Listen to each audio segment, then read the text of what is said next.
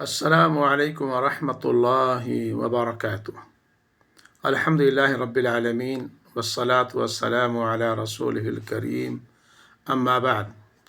عن انس رضی اللہ عنہ قال قال رسول اللہ صلی اللہ علیہ وسلم لا یؤمن احدکم حتی اکون احب الیہ من ولدہ ووالدہ والناس اجمعین، رواہ البخاری و مسلم۔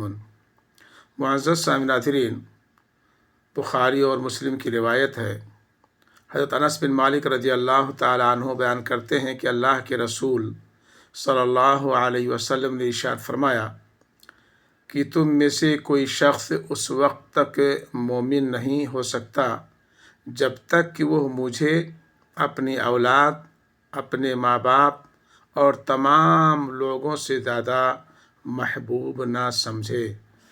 معزز سامعین، معلوم ہوا کہ نبی اکرم صلی اللہ علیہ وسلم کی محبت تمام چیزوں سے زیادہ ہمارے اندر ہونی چاہیے، ورنہ ہمارا ایمان نامکمل ہوگا، ناقص ہوگا، ہم مکمل طور سے مومن نہیں ہو سکتے۔